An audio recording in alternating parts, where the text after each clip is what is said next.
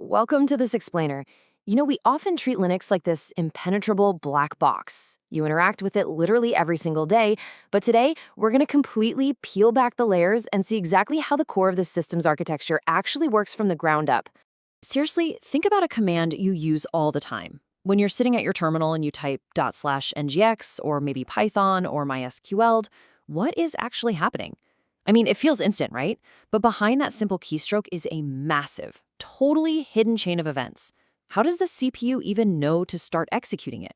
What role does the Linux kernel actually play? And why, without that kernel, would your application be completely useless? So here's our game plan for this explainer. First, we'll redefine what a Linux application actually is. Second, we'll decrypt ELF files and shared libraries. Third, we'll watch a static binary transform into a living process. Fourth, we'll examine process resource scheduling. And finally, we'll tie the whole shebang into the complete program lifecycle. All right, let's jump right into part one. What exactly is a Linux application? Right off the bat, let's clear up a massive misconception that honestly even experienced developers hold. People mistakenly believe that a Linux application is just a single binary file, but in reality, it's an entire ecosystem. A complete application usually consists of the binary itself, sure, but it also heavily relies on configuration files, shared libraries, static resources, log files, runtime files, plugins, documentation, you name it. Take Nginx, for example. Yes, you absolutely have the binary sitting in your user bin directory, but you also have your configurations in /etc/nginx, your logs over in /mar/log, and your runtime PID files sitting in /var/run. While it's true that the CPU only executes the binary, all these other components are absolutely crucial resources required for the application to actually function. Moving on to part two, let's decrypt LFL and shared libraries. So almost all binaries in Linux are formatted as an ELF. That stands for the executable and linkable format. Whether you're running Bash, Python 3, Nginx, or literally just running an ls command, they all use this exact standard. Actually, if you were to type file and then the path to your ls command in your terminal right now, it would spit back ELF 64-bit executable. It's basically this universal container holding your code, your data sections, and the highly critical instructions on how to actually load and link the program. If we actually pop the hood on an ELF file, it's like a highly organized filing cabinet. You've got very specific sections sitting alongside the standard headers. The .text section, that's where your actual executable code lives, things like your main function or printf. This is the part the CPU ultimately executes. Then you have .row data, which stands for read-only data, so think of static strings like hello Linux. The .data section holds initialized variables, like if you wrote int count equals 100. And finally, the .bss section holds uninitialized variables, like a declared int total that's just sitting there waiting for a value.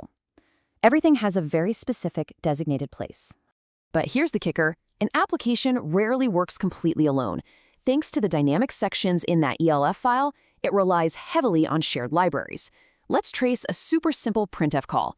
Your application calls printf. Well, that doesn't go straight to the hardware. Instead, it gets routed to a shared library, usually something like libc.so. That library translates your request into a lower-level write command, which then triggers a system call. Only at that point does the kernel take over to actually put text on your screen. The dynamic loader is what's responsible for pulling all these shared libraries together at runtime to build a complete execution environment. Okay, part three. Let's look at how a binary actually becomes a process. We really need to draw a hard line here. A binary on your disk? That is just a dead file waiting to be used. It's completely lifeless. But the moment it gets executed, it transforms into a living process. This is a huge distinction to grasp. The CPU does not execute binaries. The CPU executes processes. So how does that magic actually happen?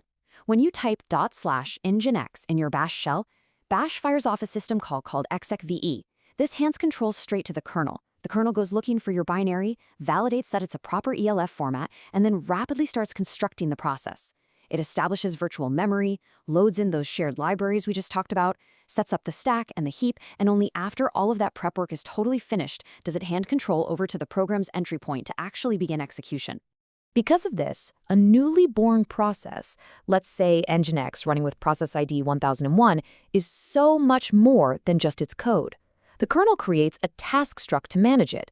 This process now owns a dedicated memory space, it's got its own threads, it has file descriptors to track open files, mechanisms to handle signals, security credentials, and it's officially wired into the kernel's scheduler.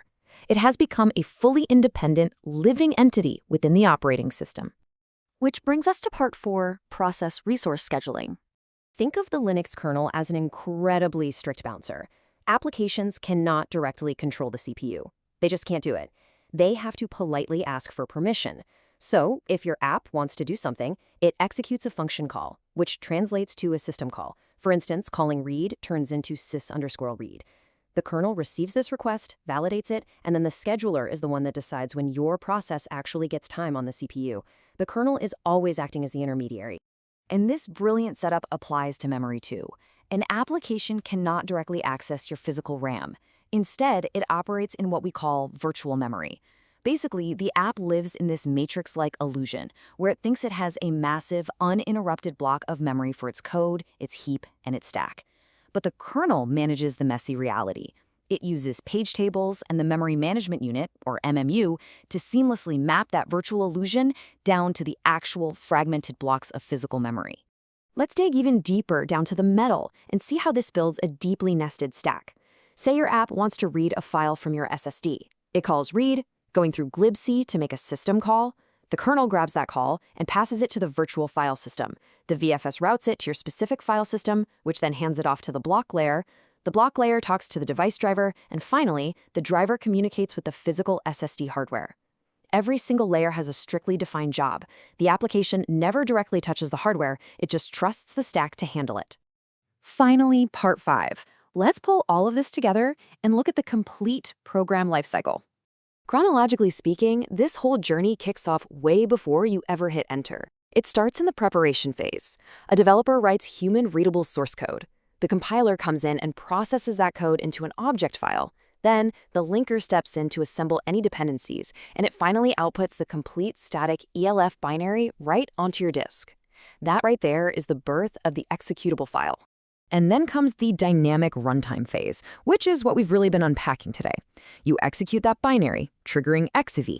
The kernel intercepts this, creates the process, and establishes the virtual memory and shared libraries. The scheduler then dispatches it to the CPU.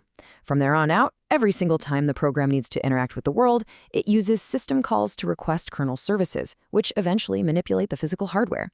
And that, from writing source code down to literally spinning disks and electrical signals, is the complete, incredible journey of a Linux application.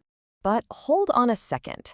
We talked a lot about the magic of dynamic linking today and the structures inside that ELF header. But how does that actually work under the hood?